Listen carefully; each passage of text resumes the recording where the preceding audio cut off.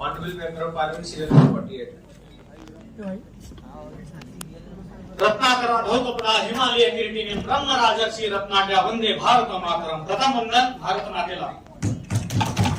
माननीय अध्यक्ष महोदय, मेरा जो आज का टॉपिक है heroes of the underground struggle RSS and Jana Sangh. मैं आपको इस सदन के माध्यम से बताना चाहता हूँ कि आपातकालीन के इस 50 वर्ष के काले अध्ययन के जो इतिहास है वो इतिहास इस प्रकार से है कि जिनका नाम ना कभी लिखा गया ना नाम कभी देखा गया और उस नाम की कभी चर्चा ही नहीं हुई।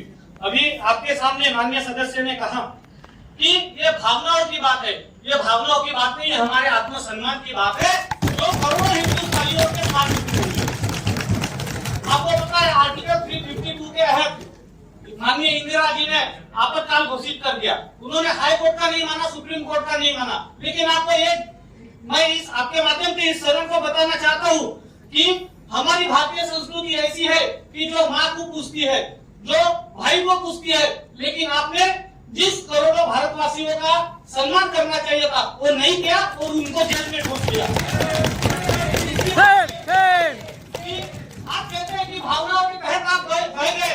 माननीय अध्यक्ष जी, मैं नागपुर के मेंबर ऑफ पार्लियामेंट नागपुर की सीट में यहाँ पे निर्वहन कर रहा हूँ। मैं आपको बताना चाहूंगा, माननीय हमारे राज्य के मुख्यमंत्री आदरणीय देवेंद्र फडणवीस जी जब 5 साल के थे तब उनके पिता को इन तानाशाही हुकुमशाही ने राजवट में जेल में ठूस दिया। मैं इनके साथ कहना चाहता हूँ कि आराजी थत्ते, भगवानराव जी देशपांडे, राजूरकर, एडवोकेट स्वर्गीय नारायणराव तांदुळकर, महादेवराव गुरव, इनके साथ साथ कम से कम 1000 लोगों की लिस्ट नागपुर जिला में आज भी सेंट्रल जेल में नोमिनेट है। आपको करना चाहिए, आपको देखना चाहिए। लोकतंत्र ऐसा नहीं है, इस लोकतंत्र की आपने हत्या की है। आपको ये भी बताना चाहता हूँ आपके माध्यम से 1971 में जब पाकिस्तान के साथ हमारी जंग हुई थी तब तो हमारे 93,000 जो हमने उनके सैनिक यहाँ पे पकड़े थे, आपने रिहा किए, लेकिन उनके 53 सैनिक हमारे भाई को नहीं छोड़े। मैं लास्ट में जाते जाते आपको बस यही कहना चाहता हूँ, अटल जी की एक लाइन मुझे याद आती है। आपने कहा था, माननीय आपने कहा था कि ये शेरो शायरी वाला नहीं है, लेकिन मैं आपको कहना चाहता हूँ यहाँ पे हर कोई माँ अपने बच्चे को लोरी सुनाते सुनाते ही सुलाती है। तो भारत को अगर समझना है, सीखना है तो कविताएं भी सीखनी पड़ेगी।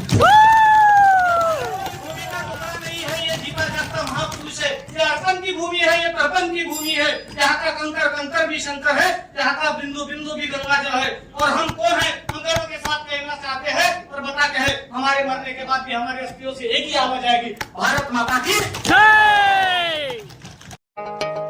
अभी आगाज है तेरा, बहुत कुछ सीखना है। कमर कसनी अभी बाकी है, मुट्ठी भींचना है। अभी आगाज है तेरा, बहुत कुछ सीखना है। कमर कसनी अभी बाकी है, मुट्ठी भींचना है। भले हालात हो कैसे भी बस ये सोच ले तू, यही है जिद, यही है रार, बस अब जीतना है। लिखूंगा